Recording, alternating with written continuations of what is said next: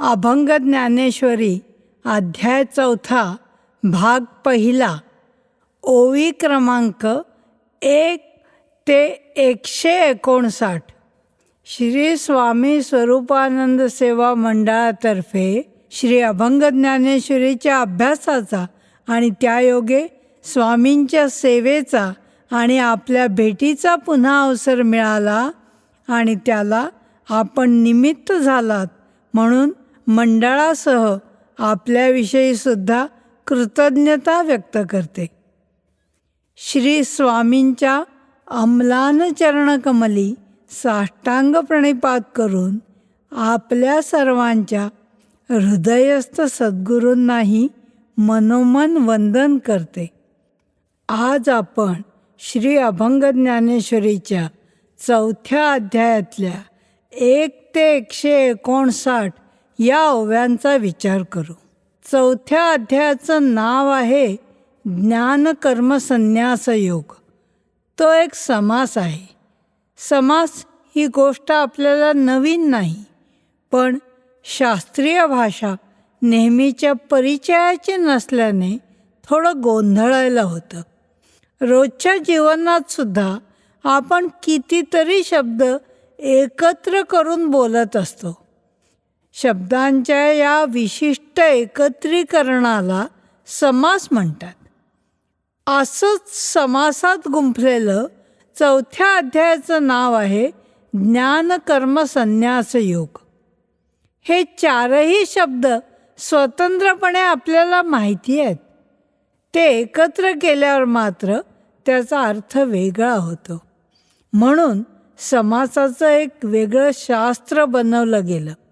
या 4 शब्दांपैकी संन्यास आणि योग या 2 शब्दांच्या आत्ताच्या आणि आपण अगोदर बघितलेल्या अर्थामध्ये बदल नाही. त्यामुळे फक्त ज्ञानकर्म शब्दाचा विचार करू. त्याचा अर्थ आपण 2 प्रकारांनी लावू शकतो. त्यालाच समास सोडवणं असं म्हणतात. एक म्हणजे ज्ञानाने केलेल्या कर्माचा संन्यास आणि योग किंवा ज्ञानपूर्वक कर्माचा संन्यास आणि योग. आता असं वाटेल की ज्ञानाने काय किंवा ज्ञानपूर्वक काय, दोन्हीचा अर्थ एकच, पण त्यात फरक आहे. ज्ञानाने केलेलं कर्म असं म्हणताना कर्म करतानाच त्याचं ज्ञान करून घेतलं जातं. एखादी गोष्ट आपल्याला माहिती नसली आणि दुसऱ्याने ती सांगितली की थोडंसं आठवल्याबरोबर आपण म्हणतो हां माहिती आहे. हे ज्ञानाने कर्म करणं. त्यावेळी आपण ज्ञान आहे असं म्हणत नाही, तर माहिती आहे असं म्हणतो. म्हणजे त्या वेळेपुरतं आपल्याला ते कळलंय असं वाटतं. पण ज्ञानपूर्वक कर्म म्हणताना अगोदर कर्माविषयी पूर्ण ज्ञान मिळवणं आणि नंतर त्या ज्ञानाच्या जाणीवेत कर्म करणं. कर्म करण्याची खुबी कळल्यामुळे आपोआपच त्याच्या बंधनात अडकायचा प्रश्न नाही. वरवर अध्यायांची नावं बघताना असं वाटेल की 4थ्या अध्यायाचं नाव ज्ञानकर्म संन्यास योग आणि 5व्या अध्यायाचं कर्मसंन्यास योग. म्हणजे 4थ्या अध्यायामध्ये कर्माचा विचार झाला असेल तर पुन्हा 5व्या अध्यायामध्ये निराळं काय सांगणार? 5व्या अध्यायाच्या विवरणाच्या वेळी त्याचं वैशिष्ट्य आपण बघू. ते समजण्यासाठी अगोदर ही समासाची चर्चा केली. ज्ञानरूपी खड्गाने संशयाचा निराश करावा म्हणजेच ज्ञानपूर्वक कर्म करावं. त्यामुळे संशयाला थारा मिळणार नाही. हा या अध्यायाचा मुख्य सिद्धांत. या अध्यायाच्या शेवटी म्हणजे 41व्या आणि 42व्या श्लोकामध्ये तो आलाय असं आपल्या लक्षात येईल. तो मांडताना मात्र गीतेने यज्ञाचं रूपक सांगितलंय. ते ज्ञानपूर्वक कर्म केल्यामुळे कर्मातून कशी सुटका होते याचा विचार करू.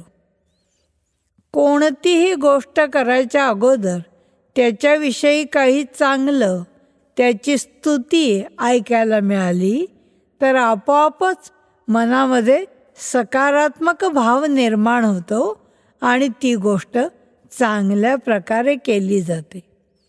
कर्म तर प्राणीमात्राला जन्मापासून करावं लागतं, म्हणून ते कर्म कसं करावं हे सांगण्यापूर्वी अध्यायाच्या आरंभी माऊलींनी आणि श्री स्वामींनी हा अध्याय किती सुरेख आहे हे सांगितलं. श्री स्वामी सुरुवातीला म्हणतात की जणू काही श्रवणेंद्रियांना उजाडलं, त्यांनी गीतेचं रूप बघितलं आणि संसार मोक्षमय झाला, जणू स्वप्नच खरं ठरलं. श्रवणेंद्रियासी आज उजाडले, निधान देखिले गीतारूप, आता हा संसार झाला मोक्षमय, स्वप्नची होय साच ऐसे. स्वामींनी गीतारूप निधान म्हणजे साठा असं म्हटलंय. साठा म्हटलं की रूप आलं. तरीही माऊली सर्व इंद्रियांना डोळ्याकडे जायला सांगत नाहीत, कारण रूप बघणं हा डोळ्याचा विषय आहे, पण गीता हा कानाने ऐकण्याचा विषय.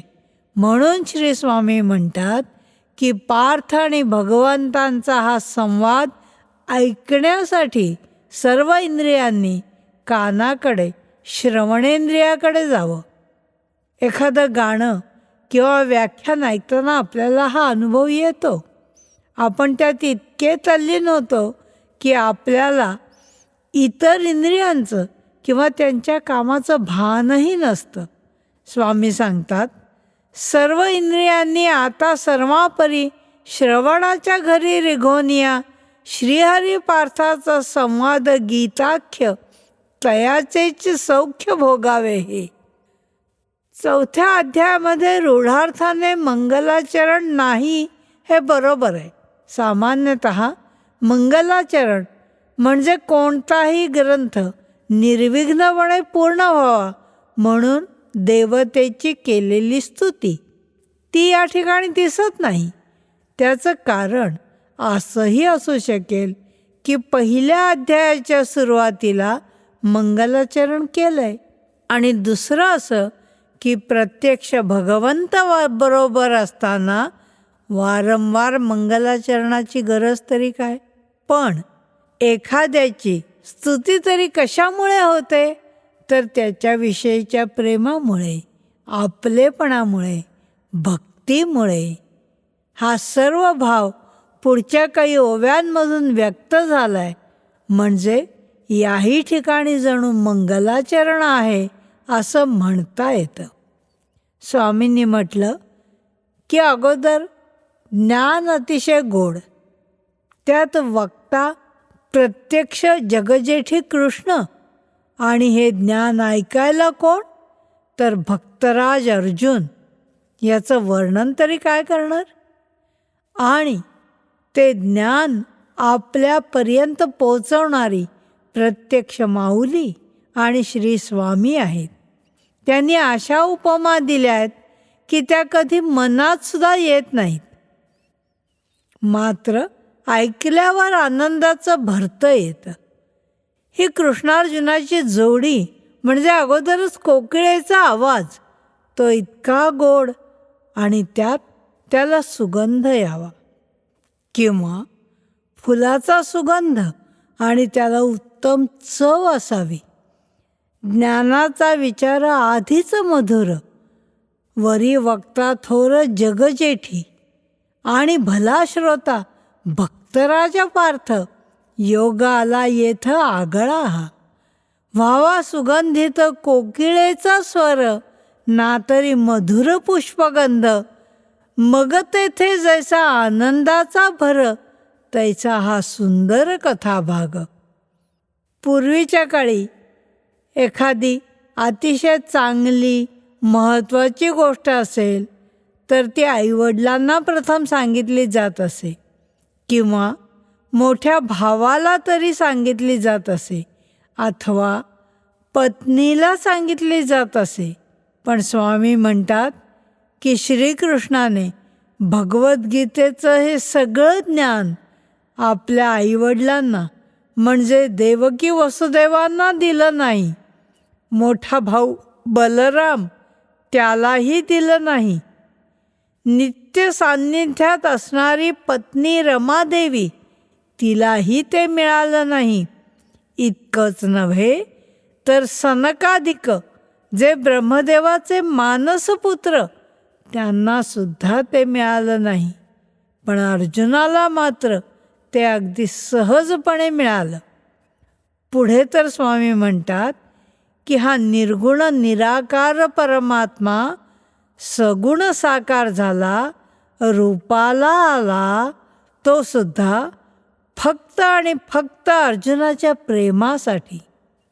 जाता जाता अगदी सहज प्रेमाचं भक्तीचं केवढं मोल स्वामींनी या ठिकाणी सांगितलं. एरवी हा देव वळेना योग्यांसी, तेवी वेदार्थासी कळेना हा.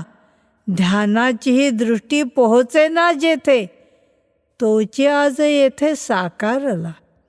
देवांचाही देव अनादी निष्कंप नित्य आत्मरूप असे तरी, कैशापरी देखा पार्थासी प्रसन्न, झाला भक्ताधीन तो हा येथे. तो हा निराकार परी आकारला, देहधारी झाला पार्थासाठी. अशा प्रकारे पहिल्या 29 ओव्यांमध्ये श्रीकृष्ण आणि अर्जुनाच्या परस्परांवरच्या निरतिशय प्रेमाचं वर्णन करून भगवंतांच्या बोलण्यापासून भगवद्गीतेच्या 4थ्या अध्यायाची सुरुवात होते. भगवंत सांगतात की आम्ही हा योग सूर्याला सांगितला, सूर्याने तो मनूला सांगितला आणि नंतर त्याने इक्ष्वाकूला सांगितला, तोच आज मी तुला सांगितला. एका रीतीने बघितलं तर इतिहासातल्या नोंदी सांगाव्यात त्याप्रमाणे भगवंतांनी एकामागून एक कोणाकोणाला हा योग प्राप्त झाला ते सांगितलं. मात्र अर्जुनाला सांगायचं म्हटल्यावर त्याचा सगळा बाज बदलला. भगवद्गीतेमध्ये श्रीकृष्णाने अर्जुनाला तू भक्त आहेस, प्रिय आहेस एवढंच म्हटलं, तर स्वामींनी म्हटलं जीवीचे हे गुज तुझं पासोनिया, कसे ठेवू प्रिया लपवूनी. प्रेमाची तू मूर्ती, भक्तीचं जीवन, सख्यत्वाचा प्राण तुझं एक. आता तुझं काय ठकवावे येथ, संबंध निकट तुझा माझा. आपण कुठे आहोत याची नेमकी जाणीव भगवंतांना आहे. तरीही अर्जुनाविषयीचं प्रेम व्यक्त करणं हे कायमच प्रिय आहे.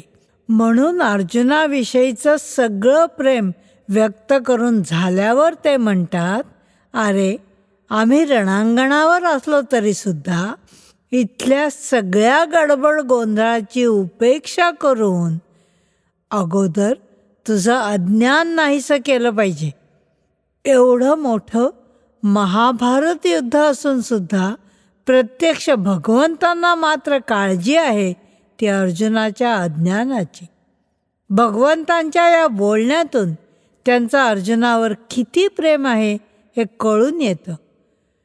असो जरी आम्ही रणांगणी येथ, तरी साहोनी ते क्षणभरी, आधी तुझे लागे हरावे अज्ञान, पार्था उपेक्षून गलबला.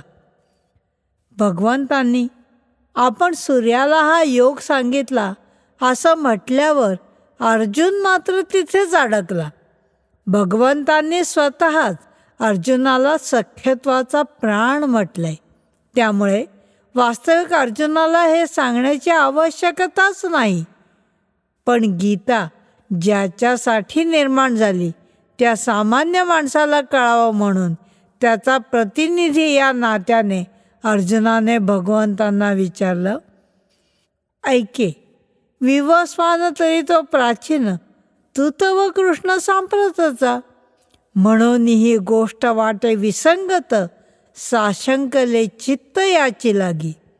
तेवी तुझी देवा अगाधती लीला, कळेना आम्हाला सर्वथैव.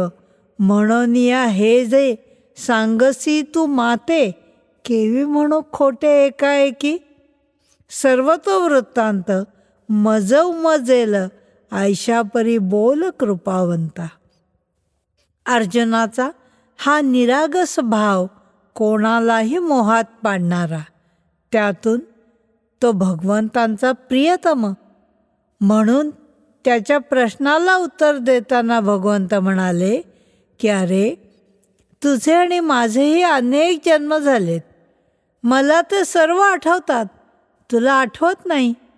मायेमुळे असं वाटतं की आत्ता तुझ्यासमोर दिसणारा मी सूर्याच्या वेळेला कसा असेन, पण मी कधीही जन्माला न येणारा आणि त्यामुळे नाश न पावणारा आहे.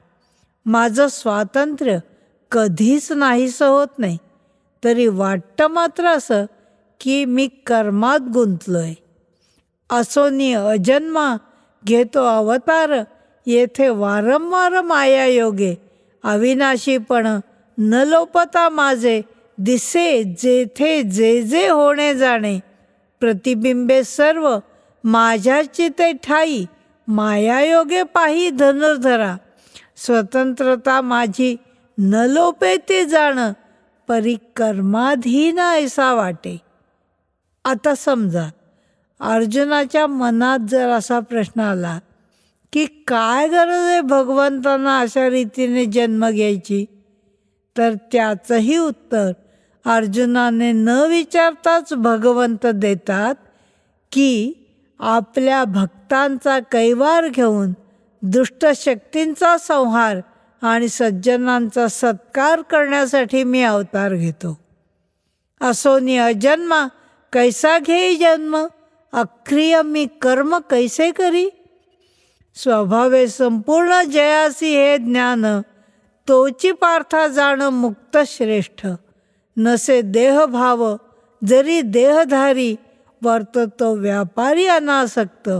मग माझी आची स्वरूपी तत्वता, मिळे तो पावता पंचत्वाते. अरे, खरं म्हणजे आसक्ती, भय, क्रोध नाहीसे झालेले, माझ्याशी एकरूप असलेले, यमनियमांच्या कसोटीला उतरलेले कितीतरी ज्ञानतपस्वी सुद्धा मलाच येऊन मिळतात. भगवंतांच्या मनातला भाव कळावा असं जर वाटत असेल तर भावार्थ दीपिका आणि अभंग ज्ञानेश्वरीचा बारकाईने अभ्यास किती लाभदायक आहे बघा. भगवद्गीता हे जसं मोक्षशास्त्र आहे तसंच ते योगशास्त्र असल्याचं योगशास्त्रे असं म्हणून गीतेने स्वतःच प्रत्येक अध्यायाच्या शेवटी सांगितलंय. त्या योगाला राजयोग असंही म्हटलं जातं. भगवद्गीतेवर भाष्य लिहिताना आणि त्याचा अनुवाद करताना माऊलींनी आणि स्वामींनी योगाला प्राधान्य दिलेलं दिसतं. भावार्थ दीपिकेत आणि अभंग ज्ञानेश्वरीत अवसर मिळेल तेव्हा आणि काही वेळा तर अवकाश काढून सुद्धा योगाचा विचार केलेला आढळतो. श्री माऊलींनी योगासाठी कसा अवकाश निर्माण केला ते भगवद्गीतेच्या 6व्या अध्यायाचा अभ्यास करताना आपल्या लक्षात येईल. अर्जुनाला युद्धात विजय मिळवून देणं हे तात्कालिक फल, तर त्याला मोक्ष प्राप्त करून देणं हे गीतेचं खरं ईप्सित आहे. म्हणून या ठिकाणी मूळ भगवद्गीतेने न केलेला यमनियमांचा उल्लेख माऊलींनी आणि श्री स्वामींनी आवर्जून केला असला तरीही 6व्या अध्यायात मात्र यमनियम आसन सोडून पंचांग योगाचा विचार केलेला दिसतो. कारण अधिकारी विचार. इथे मात्र स्वामींनी सांगितलं, यमनियमांच्या कसी उतरवणं झाले जे पावन तपोज्ञाने, पावले ते तैसे साच मद्रूपता, जाण पंडुसुता निस्संदेह. भगवद्गीतेने एक मोठा संदेश या ठिकाणी दिलाय. तो म्हणजे जशास तसं, मात्र त्याबरोबरच कर्माचा हेतू तसं फळ हे सुद्धा लक्षात ठेवलं पाहिजे. व्यवहारात लोकही म्हणतात की समोरचा वागतो तसाच मी वागतो, पण तसं वागून भगवंत पूर्णपणे मुक्त आहे आणि सामान्य माणूस या संसारात अधिकाधिकच गुरफटत जातो. असं का? याचं उत्तर स्वामी देतात की योग्य ज्ञानाचा अभाव. कृती एकसारखीच दिसत असली तरी त्यामागचा हेतू महत्त्वाचा असतो हे लक्षात घ्यायला हवं. भजती जे जैसे पार्था माझ्या ठाई, तया भजे मीही तैसाची गा, परी नाही ज्ञान म्हणोनी नाशले, तेणेची पावले बुद्धिभेद. मग मी जो एक साच धनंजया, तेथे कल्पोनिया अनेकत्व, देखती ते भेद अभेदाचे ठाई, नाम देती पाही अनाम्यासी. असता सर्वत्र सारिखा अखंड उच्च-नीच भेद पाहती ते, भ्रांत बुद्धीची होनी अधीन, आयशापरी जाण बोलती ते. येथे ज्याची जैसी असेल भावना, तैसे तो अर्जुना फळ पावे. यानंतर येतो तो 4थ्या अध्यायातला 13वा चातुर्वर्ण्य विषयक श्लोक. या एकाच श्लोकात ही संकल्पना सांगितली. याविषयीची काही माहिती प्रस्तावनेत आपण घेतली. त्यामध्ये प्रत्येक प्राणीमात्राच्या शरीरात सुद्धा हे 4 वर्ण कसे दिसून येतात हे आपण बघितलं. शिक्षक, सैनिक, व्यापारी आणि रुग्णसेवा करणारा डॉक्टर हे कोणत्याही कुटुंबामध्ये असलेले 4 घटक स्वतःच्या गुणांमुळे आणि कर्मामुळे झालेले अनुक्रमे ब्राह्मण, क्षत्रिय, वैश्य आणि शूद्र या 4 वर्णांचे प्रतिनिधी आहेत. हीच वर्णसंकल्पना. लवचिकपणा हा त्याचा प्राण आहे. म्हणून जन्मापासून मृत्यूपर्यंत एकच वर्ण कायम राहील असं नाही. याला उदाहरण म्हणजे आपल्या घरातली नाती. घरात जन्मलेलं लहान बाळ काही वर्षाने कोणाचा तरी पिता म्हणवला जातो, म्हणजे त्यावेळी त्याचं ते बालपण संपलेलं असतं. त्याच प्रकारे शिक्षकाच्या नोकरीमध्ये असेपर्यंत तो शिक्षक असतो. व्यवहारात त्याला माजी शिक्षक असं म्हटलं जातं, पण वस्तुतः ते खरं नाही. एका वेगळ्या दृष्टीने सगळ्या आयुष्याला हे 4ही वर्ण, ही चातुर्वर्ण्य संकल्पना कशी लागेल याचा विचार करावा असं मनात आलं. एकदम असं वाटेल की या संकल्पनेला काही अर्थ नाही असं तर नाही ना सुचवायचं. कारण ही संकल्पना आली आहे मोक्षशास्त्र म्हणून प्रसिद्ध असणाऱ्या भगवद्गीतेत. या संकल्पनेमध्ये अर्थ नाही असं अजिबात नाही. कारण मनुष्य देहापासून तिचं अस्तित्व आपण बघितलंय. समाजाचा गाडा सुरळीत चालावा म्हणून तिची आवश्यकता आहेच, पण त्याचबरोबर तिच्या अस्तित्वाच्या मर्यादाही आहेत. म्हणूनच लवचिकपणाला त्यामध्ये अधिक महत्त्व दिलं गेलं.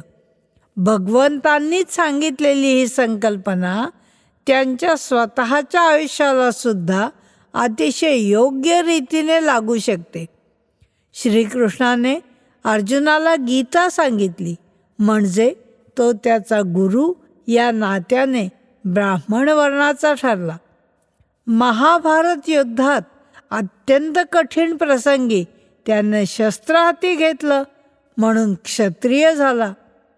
श्री भगवद्गीतेत वैश्यवर्णाची कृषी, वाणिज्य आणि गोरक्ष ही 3 कर्म सांगितली आहेत. आता मात्र बहुधा वैश्य म्हणजे व्यापार करणारे असाच अर्थ घेतला जातो. श्रीकृष्णाच्या काळात गोरक्ष हे देखील वैश्यकर्म होतं. श्रीकृष्ण म्हटल्याबरोबर आपल्याला त्याचं दही, दूध, लोणी हे सगळं आठवतं. या अर्थाने श्रीकृष्ण वैश्यही ठरला.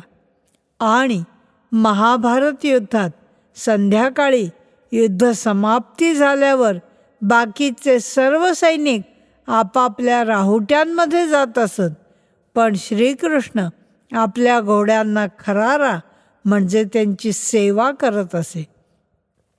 त्याचप्रमाणे महाभारत युद्ध संपल्यानंतर धर्मराजाने जेव्हा राजसूय यज्ञ केला त्यावेळी आलेल्या अतिथींच्या उष्ट्या पत्रावळी उचलण्याचं काम श्रीकृष्णाने केलं. या दोन्ही सेवा असल्यामुळे ते काम करणारा म्हणून श्रीकृष्णाला शूद्र मानता येईल. आपल्या बाबतीत तरी यापेक्षा वेगळं काय असतं? पण आपण इतक्या बारकाईने आपल्या आयुष्याचा विचारसुद्धा करत नाही. आधी केले मग सांगितले या रीतीने परंपरेने चातुर्वर्ण्याची संकल्पना भगवद्गीतेत आली आहे. विशिष्ट काळी विशिष्ट मर्यादेमध्ये तिला नक्कीच मूल्य आहे. मात्र त्याबरोबरच त्यासाठी जन्म घालवणं उचित नाही. भगवद्गीतेने स्वतंत्रपणाने ती नवीन निर्माण केलेली नाही हेच भगवंतांना यातून सुचवायचं असावं. आणि म्हणूनच एकाच श्लोकामध्ये संपूर्ण आशय मांडून भगवंत त्या संकल्पनेपासून दूर झाले. तेव्हा आपणही त्यांचं अनुसरण करावं. विविध प्रकृती, भिन्न भिन्न गुण, ध्यानी हे आणून धनुर्धरा, 4ही वर्णाच्या धर्माची व्यवस्था स्वभावे सर्वता केली मीच. मानव तेथोनी सर्व ही ते एक, चतुर्वर्णात्मक परी झाले. भगवंतांनी सांगितलं की हे सर्व माझ्या अस्तित्वामुळे, माझ्या सत्तेमुळे झालं असलं तरी मी केलेलं नाही. हे ऐकल्यावर मनात गोंधळ निर्माण होतो की एका बाजूला हे स्वतः माझ्या सत्तेमुळे झालं असं म्हणतात आणि दुसरीकडे मी केलेलं नाही असंही म्हणतात. हे कसं शक्य आहे? अशा रीती गुणकर्माचा विचार केला मी साचार सहजेची, वर्णभेदाची ही व्यवस्था ऐसीच, म्हणून मी साच नव्हे करता. भगवद्गीता कशी समजून घ्यावी याचं स्वामींनी स्वतःच्या आयुष्यात एक प्रात्यक्षिक दिलं आहे. ज्याचा त्याचा स्वानुभव त्याला अगदी सहज असतो. स्वामी तर भगवद्गीता जगत होते. याविषयी स्वामींच्या एका साक्षात शिष्यांनी सांगितलेला हा प्रसंग आपण ऐकूया. ही प्रत्यक्ष घडलेली घटना आहे, त्यामुळे कल्पनेनं काही मांडण्याची आवश्यकता नाही. स्वामींच्या या शिष्याचं नाव आहे श्री कानडे. स्वामींच्याकडून अनुग्रह झाल्यानंतर काही काळाने स्वरूपाश्रमाचं बांधकाम सुरू झालं. त्या कामामध्ये श्री कानडे काही मदत करत होते. 1 महिन्याचं काम बाकी असताना स्वामींनी त्यांना बोलावून सांगितलं की तुम्ही आता निम्मा वेळ तिकडे साधना करावी आणि निम्मा वेळ इथे काम करावं. तेव्हा श्री कानडे म्हणाले की आता महिनाभर मी इकडेच थांबतो आणि नंतर महिनाभर तिकडे जातो, कारण भाऊ देसाई आत्ता इथे एकटेच आहेत. त्यांच्या मदतीला इतर कोणीच नाही. स्वामी शांत होते. किंचित हसून ते कानडेंना म्हणाले, तुम्ही येण्यापूर्वी हे काम चालू होतं. तुम्ही गेल्यावरही हे काम चालू राहील. श्री कानडे समजले की कुणा वाचूनही काम अडत नाही. आपण कोणत्याही कामाचा करता नाही. आपल्यामुळे काम घडतं असं नाही, तर आपण त्याचं एक साधन, एक माध्यम आहोत इतकंच. आणि सांगितल्याप्रमाणे ते कामाला लागले. घटना इथे संपली. अगदी मनापासून ऐकल्यावर लक्षात येईल, भगवंतांनी जे भगवद्गीतेच्या प्रसंगी अर्जुनाला सांगितलं तेच स्वामींनी 20व्या शतकात आपल्या या भक्ताला सांगितलं. कोणत्याही कर्माचं कर्तृत्व आपल्याकडे नसेलच तर केव्हा काय करायचं हे ठरवणारे तरी आपण कोण? ही कर्म करण्याची आणि तरीही ते बंधक न होण्याची हातवटी भगवंतांनी फार विशेष रीतीने सांगितले. ते म्हणतात, माझ्या सत्तेने झाले हे पार्था, परी मी सर्वथा नाही केले. माझे अकर्तृत्व हे जाणिले ज्याने, कर्माची बंधने नाही त्याला. भगवंत आणि स्वामी या दोघांनाही यातून सांगायचं ते हेच की कर्म बंधनकारक नाही, पण त्यामागचा मी कर्म केलं हा अहंकारच बंधाला कारण होतो. हा विचार गीतेच्या अगोदर उपनिषदांमध्येही आढळतो. गीतेचं तत्त्वज्ञान उपनिषदांवर आधारलेलं असल्यामुळे गीतेत त्याचे पडसाद उमटलेले दिसतात.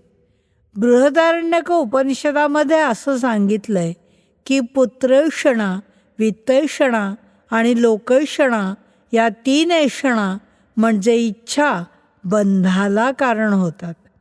पुत्रैषणा म्हणजे आपल्याला पुत्र असावा ही इच्छा, वित्तैषणा म्हणजे आपल्याकडे पुष्कळ धनसंपत्ती असावी ही इच्छा, आणि लोकैषणा म्हणजे लोकांनी आपल्याला नावाजावं, चांगलं म्हणावं ही इच्छा. यापैकी पुत्रैषणा आणि वित्तैषणा एक वेळ सुटू शकतात, पण लोकैषणा सुटणं अतिशय कठीण. ही लोकैषणा म्हणजेच सामान्य भाषेत ज्याला आपण अहंकार म्हणतो तो. भगवंताच्या ठिकाणी अजिबात अहंकार नसल्याने ते जे म्हणतात ते ओळखून ज्यांनी कर्म केली त्यांची कर्म बंधनकारक न होता मोक्षाला कारण ठरली. पार्था, पूर्वकाळी माते मुमुक्षूंनी ऐसा ओळखोनी केली कर्मे. भाजलेली बीजे पेरिली भूमीत, नाही जैसी येत अंकुरत्वा. तैसी कर्मे तीच, परी होती जाण, मोक्षासी कारण सर्वथैव. भगवंत म्हणतात, पार्था, या कर्माच्या बाबतीत भले भले गोंधळतात. कर्म, विकर्म आणि निषिद्ध कर्म म्हणजे काय हे सांगून हे त्यांनाही कळत नाही. ते मी तुला आता समजावून देतो. स्वाभाविकपणे प्रयत्नांशिवाय जे घडतं ते कर्म.